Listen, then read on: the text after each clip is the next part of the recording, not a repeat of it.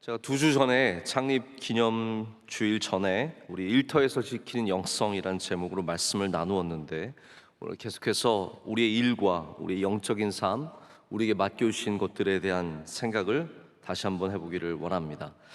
몇 년 전에 제가 어떤 목사님을 만났는데 제가 그런 질문을 했습니다. 목사님, 요즘 어떤 책 읽으세요? 그랬더니 그분이 자기는 요즘에 눕기의 기술이라는 제목의 책을 읽는다고 하면서 무슨 얘기를 해주셨냐면, 우리 삶의 많은 시간들을 침대에서 자면서 보내기 때문에 침대가 참 중요하다, 갑자기 저에게 엉뚱하게 그런 얘기를 해주셨어요. 그때부터 제가 맞아, 인생의 3분의 1을 우리가 자면서 보낸다면 우리가 예쁜 가구를 고르는 것도 참 좋지만, 어떻게 보면 우리에게 가장 필요한 제일 중요한 가구는 소파도 아니고 식탁도 아니고 침대일 수 있겠구나. 침대는 과학이지 않습니까? 네, 그래서 침대일 수 있겠구나라는 그런 생각을 해본 적이 있습니다. 그렇게 긴 시간을 보내는 것에 우리가 투자를 하는 것이 마땅하다는 얘기겠죠. 그러면 여러분, 우리의 일은 어떻습니까? 미국 통계에 의하면 한 사람이 평생을 살면서 약 15만 시간을 일한다고 합니다. 이게 굉장히 긴 시간인데, 미국 사람들 그 40%, 인생의 40% 정도를 일하면서 보낸다라고 추측을 합니다. 우리 한국 사람들은 어떨까요? OECD 국가 중에서 가장 노동 시간이 긴 국가 중에 하나가 대한민국입니다. 대한민국은 그렇기 때문에 40%가 아니라 어쩌면 45%, 50%를 우리가 일하면서 보낸다고 해도 과언이 아닌 것 같습니다. 자, 이렇게 일이 중요하고 이렇게 긴 시간 우리가 일을 하는데, 그렇다면 우리가 좋은 의자를 사면 좀 더 일을 잘할 수 있을까요? 제가 한 2년 정도 전에 설교 준비를 좀 잘하려고, 맨날 앉아서 하는 것이 힘들어가지고 제가 저희 사무실에 서서 할 수 있는 책상을 하나 샀습니다. 이렇게 오르내리는 책상을 하나 사가지고 좀 마음이 내키면 이렇게 일어나서 좀 설교를 준비하기도 했는데, 도움은 되지만 가구가 바뀐다고 우리 일에 대한 자세가 바뀌거나 우리의 일이 더 수월해지는 것은 아니라는 생각을 해보게 됩니다. 가구로 해결할 수 있는 문제는 아니라는 거죠.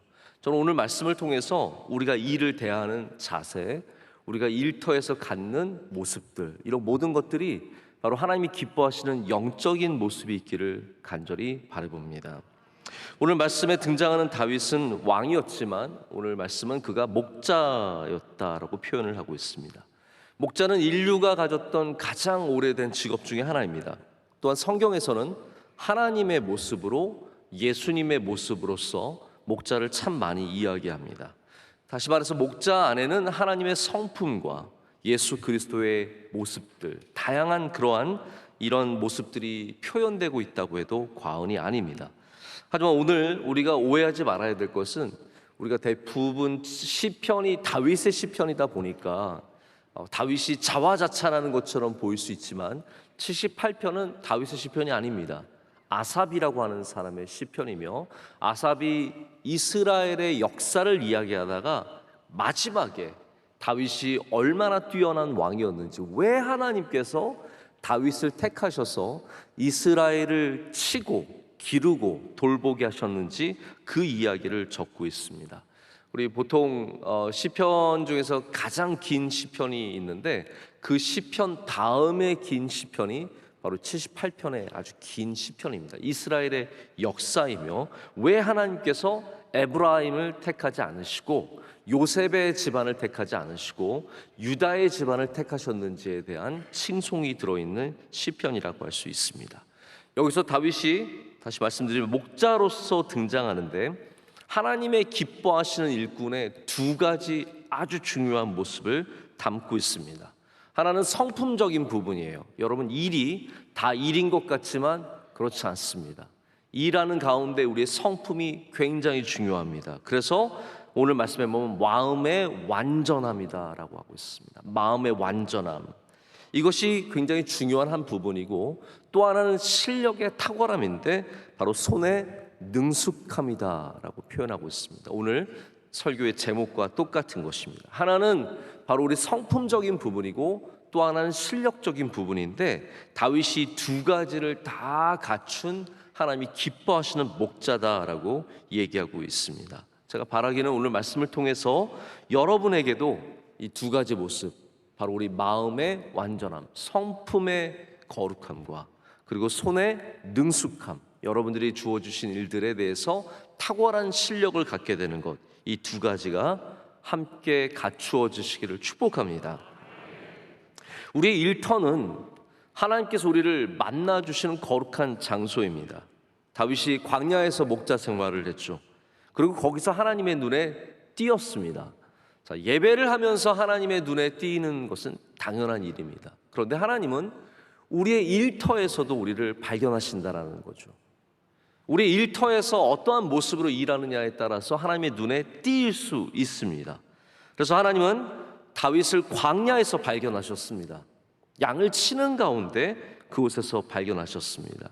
그런 다윗을 예루살렘으로 불러주셨고 바로 거기에서 하나님을 경배하게 하셨으며 하나님의 소유, 하나님의 기업인 이스라엘을 다스리게 하셨습니다. 모세가 하나님을 처음 만난 곳도 그가 양을 치던 곳이었습니다. 양을 치던 곳에서 하나님께서 그를 불 가운데 부르셨고 그에게 신을 벗고 나오라고 말씀하셨습니다. 노예 무역을 하던 존 뉴턴이라고 하는 사람은 풍랑 중에 하나님을 만났습니다. 그가 무역을 하면서 노예들을 데리고 영국으로 돌아가는 길에 큰 풍랑을 만났는데 그때 하나님께서 바로 그의 일터에서 그를 부르셔서 존 뉴턴이 목사가 되게 하셨고 나중에 어메이징 그레이스라고 하는 아름다운 찬양을 만들게 하셨습니다. 자, 그렇다면 우리의 일터는 어떻습니까? 자, 여러분 어디서 일하십니까? 강남의 어디 역삼역 근처에서 일하십니까? 좋은 사무실에서 에어컨이 빵빵하게 나오는 좋은 의자가 있는 곳에서 일하십니까? 아니면 여러분 지난주에 막 겨우 이제 오픈한 식당에서 일하고 계십니까? 아니면은 좀 덥고 습하고 어려운 곳에서 일하고 계십니까? 여러분 우리가 어떠한 곳에서 일하든지 거기가 바로 광야이며 하나님께서 그곳에서 우리를 발견하신다는 사실을 기억해야 할 줄로 믿습니다. 그리고 발견하실 때마다 우리에게 거기는 거룩한 곳이니 신을 벗고 내게로 나오라라고 말씀하신다는 거죠. 여러분 사실 우리의 일하는 광야는 남들이 보는 것처럼 로맨틱하지 않습니다. 자, 여러분 어떻게 제가 갖고 있는 이 직업을 바라보시는지 모르겠지만 여러분이 생각하는 것처럼 그렇게 로맨틱하지 않습니다. 그렇게 아름답기만 하진 않습니다. 어떠한 일도 마찬가지입니다. 장군이 되어도 마찬가지고 대통령도 마찬가지고 의사도 마찬가지고 어떠한 직업도 남들이 보는 만큼 아름답지는 않습니다. 그 안에는 다 어려움이 있고 광야가 있다라는 것이죠. 두바이에 가면 사막 투어가 있다고 합니다. 제가 해본 적은 없지만 우리 한국 사람들은 이런 투어에 굉장히 관심이 많습니다. 한국 사람들이 좋아하는, 경외하는, 그리고 아주 좀 그리워하는 단어들, 해보고 싶어하는 것들이 바로 이러한 것들이 아닌가 싶습니다. 사막, 광야. 왠지 우리 한국 사람들은 광야라는 말을 들으면 마음이 굉장히 흔들립니다. 왜 그렇습니까? 우리 주변에 광야가 없어요. 광야를 경험해 본 적이 없어요. 마치 동남아 사람들이 한국에 와서 눈 맞는 것을 큰 자랑으로 여기듯이 우리 한국 사람들은 저 어디 이스라엘이나 중동에 가서 사막이나 광야를 가보는 것을 큰 기쁨으로 느낍니다. 이런 세계의 아주 외진 광야에는 이런 도시인들, 광야를 경험해보지 못한 도시인들을 위해서 고급 리조트들이 있습니다. 거기에 가서 최고급 서비스를 받으면서 수영장에서 수영하면서, 사막에 있는 수영장에서 수영하면서 낙타들이 옆에서 지나다니는 모습을 보면서 야, 여기가 광야야 라고 생각하면 그건 큰 착각입니다. 거기는 광야가 아니에요. 호텔이에요. 거기는 광야에 있는 호텔, 광야에 있는 리조트입니다. 그러니까 사실 광야와는 굉장히 거리가 먼 겁니다. 진짜 광야는 언제든지 죽일 수 있는 곳이고 어떤 위험이 올지 모르는 곳입니다. 겁 없이 돌아다니다가 탈수증으로 죽기도 하고 밤을 어떻게 보내겠지 하다가 얼어서 죽을 수 있는 곳이 광야입니다. 그렇기 때문에 남들이 보기에는 여기가 광야인가 보다 싶지만 사실 그 광야를 살아가는 사람에게는 그 광야는 정말로 어려운 곳입니다. 누군가에게는 로맨틱해 보이겠지만 이 광야가 펼쳐진 그 삶은 어렵습니다. 그래서 광야를 경험해 봤다고 광야를 안다고 말할 수 없습니다. 저도 광야를 가본 적이 있습니다.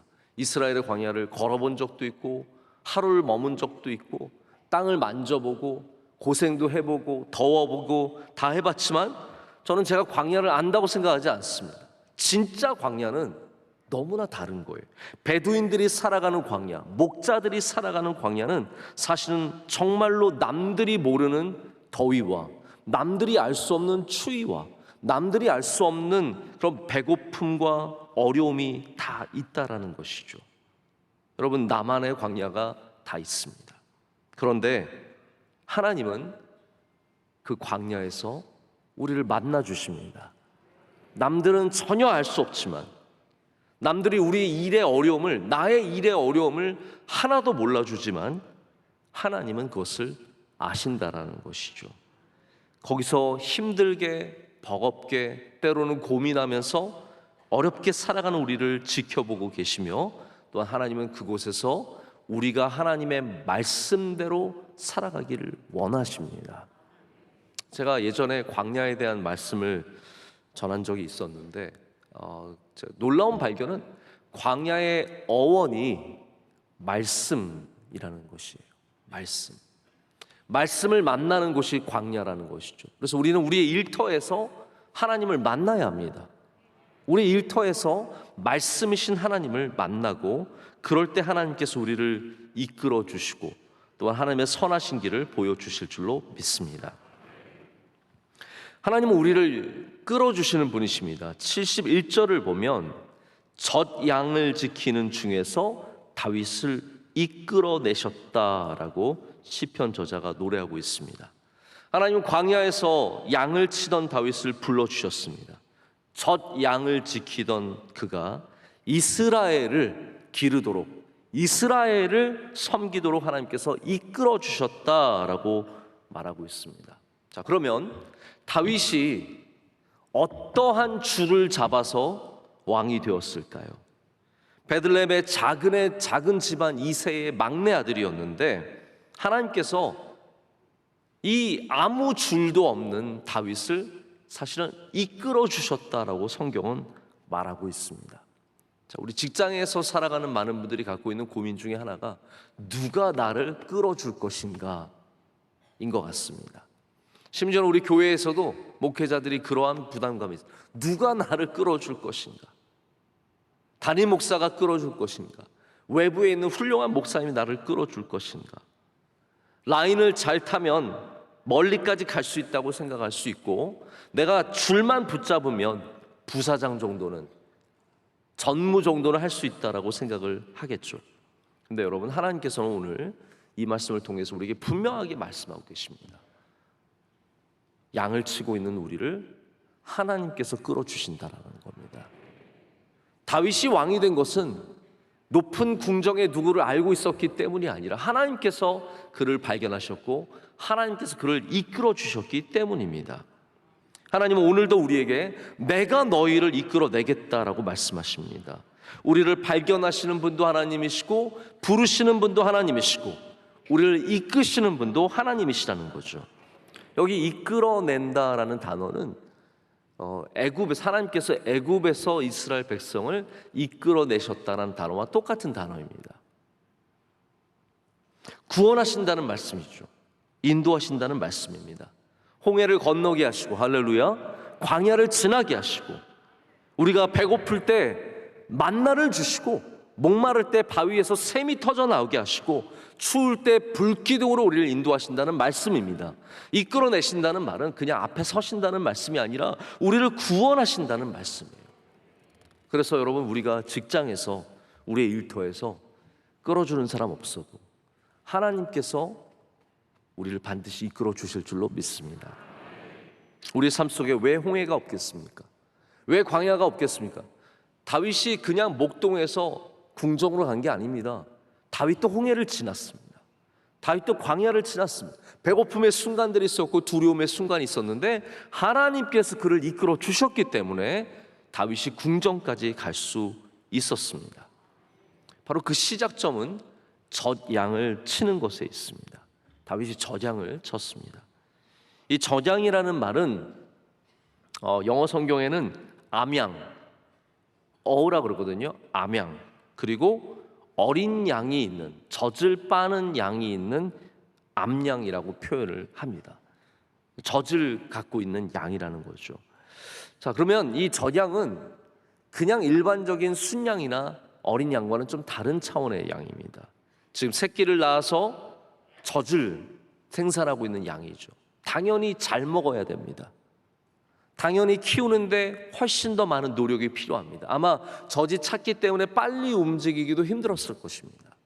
다시 말해서 젖양을 키웠다는 말은 양 중에서 가장 까다로운 양 중에서 가장 어려운 양을 키웠다는 표현이죠. 그냥 순양만, 튼튼한 젊은 양들만 데리고 다니면 얼마나 편하겠습니까? 가! 그러면 다 가는 거예요.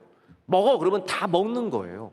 가리는 것 없이 쭉쭉 먹고 쭉쭉 가면 목자가 할 일이 별로 없습니다. 그런데 못 먹는 풀이 많고 빨리 움직이지 못하고 그리고 이렇게 힘들게 갈 수밖에 없는 젖양을 키우는 것은 어려운 일입니다. 그런데 다윗은 이 젖양을 잘 돌봤습니다. 여러분, 하나님께서는 우리의 기도만 보시지 않습니다. 우리의 일의 태도도 지금 바라보고 계신다라는 것이죠. 다윗은 훨씬 더 수고해야 했지만, 훨씬 더 많은 일이 있었지만 거기에 불평하지 않고 자기에게 주신 이 젖양을 열심히 돌보고 키워냈습니다. 그것이 하나님께서 좋게 보신 부분이에요. 우리 그리스도인들은 다 윤리적인 삶을 살아야 하는데 그 윤리가 종교적인 윤리만 해당하는 것이 아닙니다. 우리의 직업 윤리, work ethic이라고 하는 직업 윤리에도 당연히 이것이 적용이 되어야 합니다. 어려운 일, 젖양을 맡으면 불평하고 회사를 원망하고 남들과 비교하면서 나는 왜 쉬운 일이 아니냐고 그렇게 나아간다면 하나님은 절대로 다윗을 선택하지 않으셨을 겁니다. 하지만 어떠한 양을 맡아도 그 양을 넉넉히 감당했기 때문에 하나님은 다윗을 좋게 보셨습니다. 다윗의 직업 윤리, 다윗이 갖고 있는 워크 에틱을 좋게 보신 거예요. 그래서 그에게 내 소유를 맡겨도 괜찮겠구나. 여러분, 이스라엘이 여기서 어떠한 개념입니까? 하나님의 소유라는 거예요. 하나님의 기업이라는 거예요. 하나님의 것인데 이걸 누구에게 맡길까? 아, 저 다윗이면 되겠구나. 할렐루야. 저 사람이면 되겠구나 하는 마음이 하나님께 있으셨다라는 것이죠. 하나님은 늘 작은 일들을 통해서 우리를 발견하시고 작은 일을 우리가 어떻게 감당하는지를 보고 계십니다. 최근에 나온 책 중에 노이즈라고 하는 제목의 책이 있습니다. 제가 이 책을 흥미롭게 읽고 있는데 저자가 경제학으로 노벨상을 받은 아주 유명한 분이세요. 근데 이분의 주장이 뭐냐 하면 우리 삶의 모든 패턴들을 보면 일관적이지 않은 부분들이 있다는 거죠. 어떤 사람은 계속해서 잘하고 어떤 사람은 계속해서 못하는데 이 사람은 잘하기도 하고 못하기도 하고 이랬다 저랬다 그러는 거예요. 이 사람은 뭔가 문제가 있다는 거죠. 그래서 어떤 문제라고 말하냐면 소음의 문제다라고 말합니다. 집중하지 못하고 소음, 여러 가지 요인들이겠죠.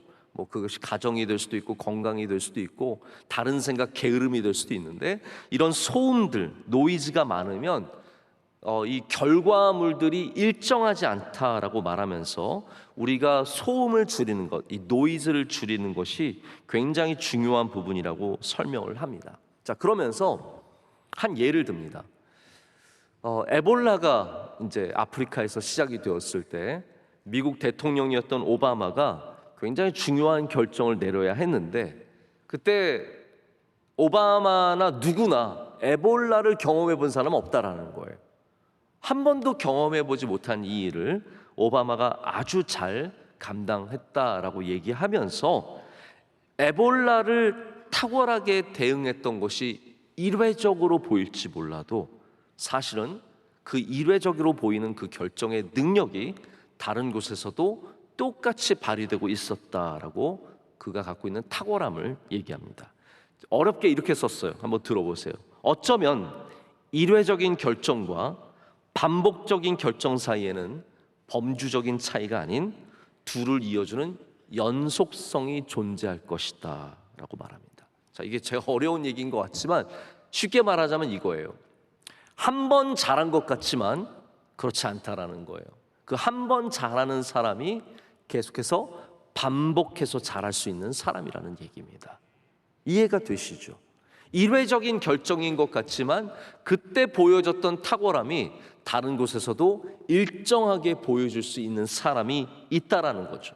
하나님은 다윗이 젖 양을 잘 돌보는 모습을 보시면서 저 사람은, 다윗은 내가 갖고 있는 나의 소유인 이스라엘을 맡겨도 되겠구나 라는 마음을 하나님께서 가지셨다라는 겁니다. 자, 여러분이 보여주는 일회적인 모습들, 준비위원이 되었는데 열심히 한다, 어떤 일을 맡았는데 귀하게 여긴다, 여러분 하나님께서 그것을 중요하게 보고 계시다라는 거예요. 그건 절대로 일회적이지 않습니다.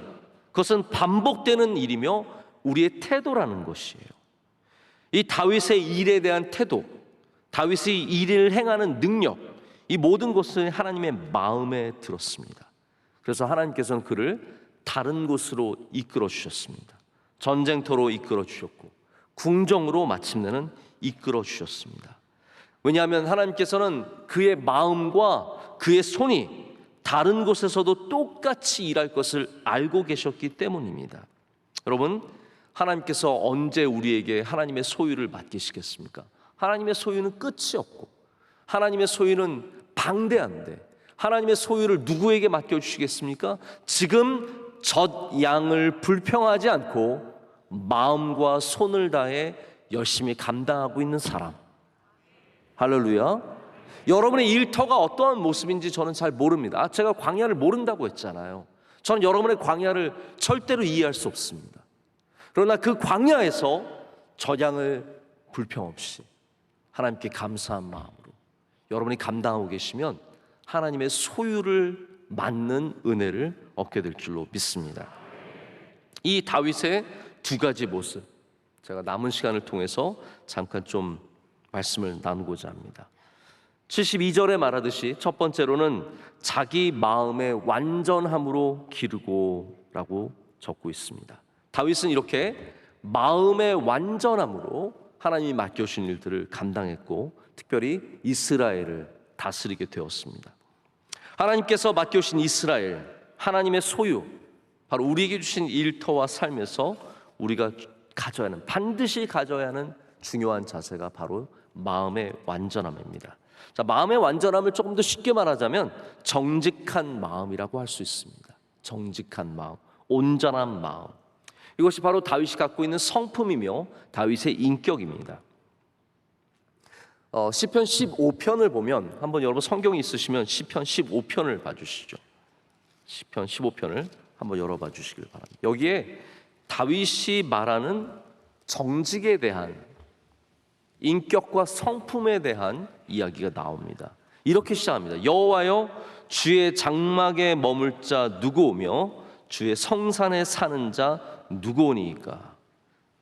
정직하게 행하며 공의를 실천하며 그의 마음에 진실을 말하며 그의 혀로 남을 허물하지 아니하고 그의 이웃에게 악을 행하지 아니하며 그의 이웃을 비방하지 아니하며, 쭉 이게 4절까지 이어져서 나옵니다. 5절까지도 나오죠. 그리고 마지막에 이렇게 되어 있어요. 맨 마지막을 보십시오. 이런 일을 행하는 자는 영원히 흔들리지 아니하리이다. 할렐루야. 자, 이 말씀이 참 귀한 말씀입니다. 첫 번째 질문은 무엇입니까? 자, 주님과 함께 할 사람이 누구입니까? 주님께 쓰임받을 사람이 누구입니까? 주님의 성산에 머물 사람이 누구입니까? 말하면서 바로 이러한 성품에 하나님을 경외하는 마음이 있어서 정직한 사람이다라고 얘기합니다. 그러면서 이런 정직한 사람이 누리는 능력이 무엇입니까? 영원히 흔들리지 않는다라는 거예요. 다윗이 이러한 사람이었으며 하나님께서 기뻐하시는 사람이 바로 이러한 사람이라는 겁니다. 여러분 마음에 하나님이 기뻐하시는 바로 이 완전한 마음, 마음의 완전함, 정직한 마음이 있으시기를 축복합니다. 제가 어제 이제 모든 말씀을 준비하고 책을 다 덮고 이제 어떻게 저녁에 이제 원로 목사님과 통화를 했어요. 근데 한 8시쯤이었나? 제가 통화를 했는데 원로 목사님이 설교 준비 다 됐냐고 물어보시더라고요. 제가 한 2시간 정도 더 하면 될 것 같습니다 했더니 아직도 준비하고 있냐? 언제까지 준비할 것이냐? 이렇게 안타까운 마음으로 물어보셨어요. 제가 어제 늦게까지 말씀을 준비하고 이제 다 덮고 이렇게 가만히 있다가 그냥 아무 생각 없이 책 하나 더 봐야겠다 하고 책을 딱 열었는데 거기 너무 하나님께서 야 이거 안 봤으면 어떡할 뻔했나 라는 그런 말씀을 주셨어요. 미드라시라는 게 있습니다. 미드라시는 뭐냐 하면 랍비들이 성경에 해석을 붙인 거예요. 랍비들의 주석입니다. 여기는 굉장히 상상력이 발휘된 주석들이 많이 있는데 제가 어저께 딱 열어서 본 게 시편 78편의 미드라시예요. 별로 놀라지도 않으시네요. 너무 신비하지 않습니까? 그 많고 많은 책 중에 딱 열었는데 78편의 미드라시가 있는 거예요. 거기에 랍비가 이 다윗이 보여준 목자의 모습을 이렇게 해석합니다. 제가 자막으로 보여드릴 테니까 한번 보십시오. 상상력이 있는 주석이에요. 그는 다 큰 양들이 풀밭으로 먼저 내달리는 것을 막으려 했습니다. 대신 어린 양들이 먼저 이끌어 부드럽고 즙이 많은 풀을 뜯어 먹을 수 있게 배려하려고 했습니다.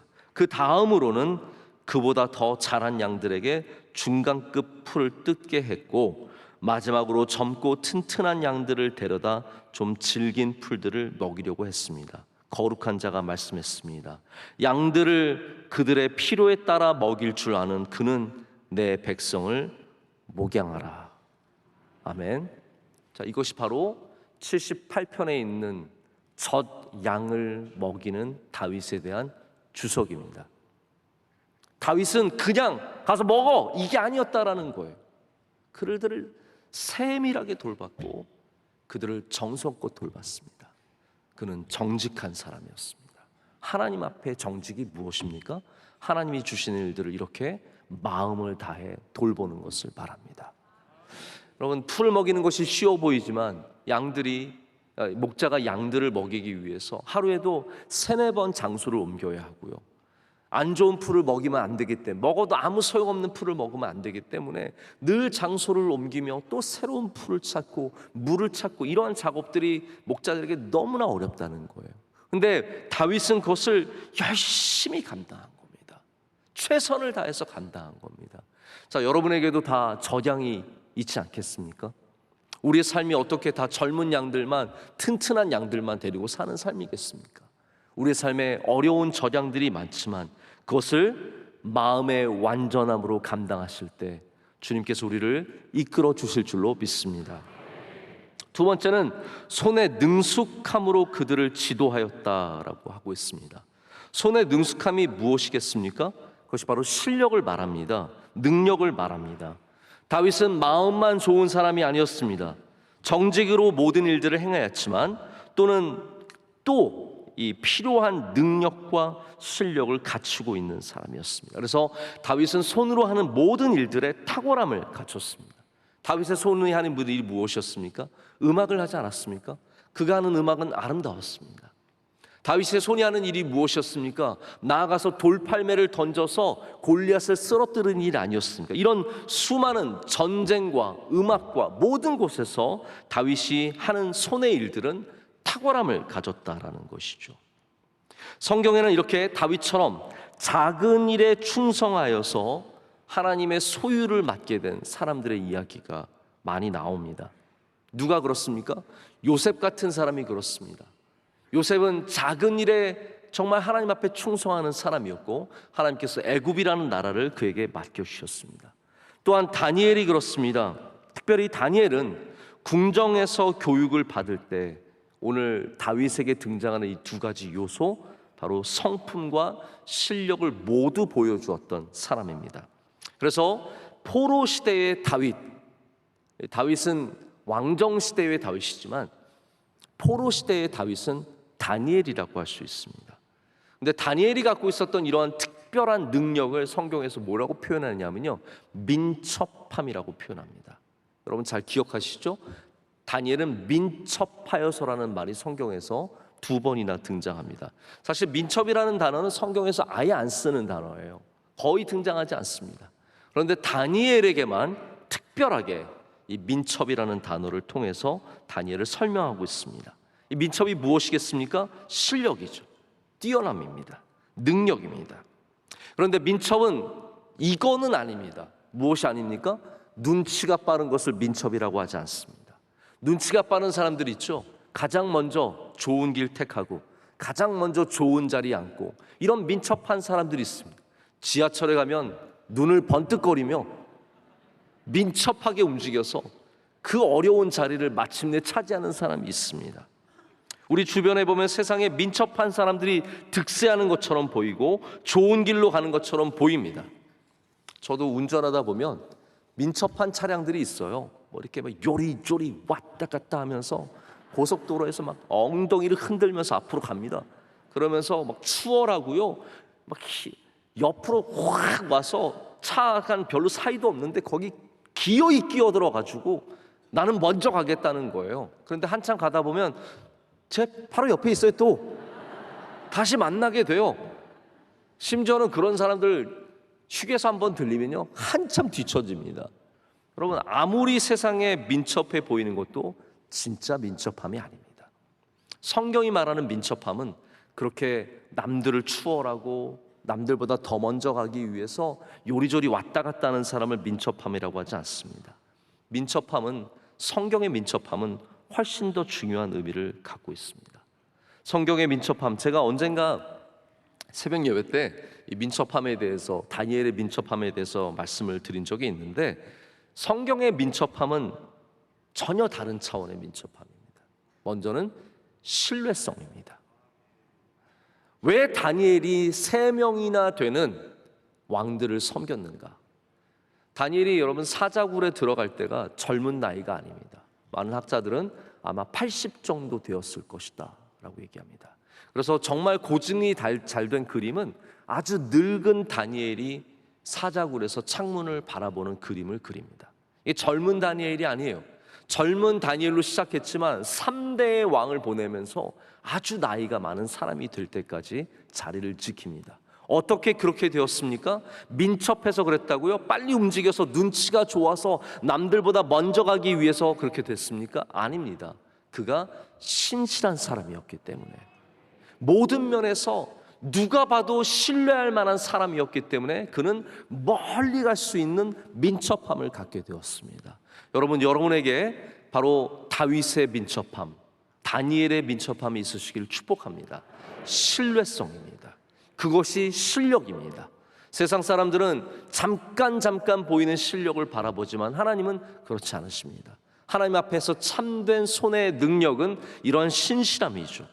또한 다니엘의 민첩한 마음은 충성함입니다. 할렐루야. 여러분, 충성함이라는 것이, 충성이 그냥 누군가에게 잘한다는 의미만은 아닙니다. 진짜 충성, 우리가 가져야 하는 충성은 내게 주어진 일에, 내가 하는 일에 성실하게 임하는 것, 그것이 바로 진실된 충성입니다. 우리 그리스도인의 삶이 민첩함을 가진 다니엘처럼, 바로 민첩함을 가진 다윗처럼 되기 위해서는 우리가 다시 한번 우리의 마음과 우리의 손을 돌아봐야 합니다. 자, 우리는 과거를 고칠 수 없습니다. 과거를 고칠 수 있는 분 있으세요? 우리 인간 중에 과거를 고칠 수 있는 사람은 단 한 명도 없습니다. 우리는 예전으로 돌아가서 바꿀 수가 없습니다. 우리가 할 수 있는 일은 무엇이 있습니까? 그러면 어떤 일이 있겠습니까? 오늘을 고치는 일밖에 없습니다. 과거가 아니라 오늘을 고치는 것이죠. 만약 우리가 오늘부터 하나님이 기뻐하시는 완전한 마음과 손의 능숙함을 바라보면서 우리의 일터에서 저장을 돌본다면 저는 분명하게 믿습니다. 하나님께서 여러분의 삶을 복 주시고 은혜를 더하시며 이끌어 주실 줄로 믿습니다. 하나님의 소유를 맡겨주시는 은혜를 누리게 될 줄로 믿습니다. 말씀을 맺겠습니다. 제가 우리 교회의 선교지를 이렇게 갈 때마다 느끼는 게 있습니다.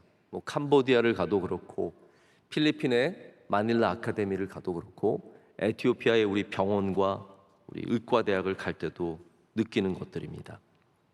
많은 분들이 거기서 일하고 있지만 그곳에서 다윗처럼 마음의 완전함과 손의 능숙함으로 감당할 때 하나님이 우리에게 맡겨주신 일들이 빛이 나고 꽃을 피우고 열매를 맺는 일들을 바라보게 됩니다. 여러분, 탁월함이 무엇이겠습니까? 우리가 그냥 잘하자, 그냥 열심히 하자, 저는 오늘 그러한 의도로 말씀을 드리는 것은 아닙니다. 하나님께서 기뻐하시는 모습, 하나님께서 우리에게 바라보시는 모습이 바로 마음의 완전함과 손의 능숙함입니다. 여러분이 어디에 있든지 마음의 완전함과 손의 능숙함을 가지시면 바로 그곳이 아름다워집니다. 그것이 복되어집니다. 광야라고 할지라도 거기가 복된 자리가 되며 거기서 놀라운 주님의 능력이 나타나게 되기 때문입니다. 여러분의 그 마음과 여러분의 그 손으로 이제 우리의 삶으로 돌아갈 때 그곳에서 주님이 맡겨주신 일들을 넉넉히 감당하시고 거기서 하나님의 뜻을 이루시는 우리 모두가 되기를 간절히 소망합니다. 기도하시겠습니다. 하나님 아버지, 감사합니다. 오늘 주신 주님의 말씀을 굳게 붙잡습니다. 하나님, 우리가 마음을 다하여 일하지 못했던 것들을 주님 앞에 회개합니다. 손을 열심히 놀리지 않고 게으르게 일했던 것을 주님께 회개합니다. 하나님, 우리 맡겨주신 그 광야에서 저장을 돌볼 때 우리 마음의 완전함으로 손의 능숙함으로 나아가게 하여 주시옵소서. 그럴 때 어느 곳에서 일하든지 주님의 뜻이 이루어지고 또한 주님의 이끄심을 만나게 될 줄로 믿습니다. 예수님의 이름으로 기도드립니다. 아멘.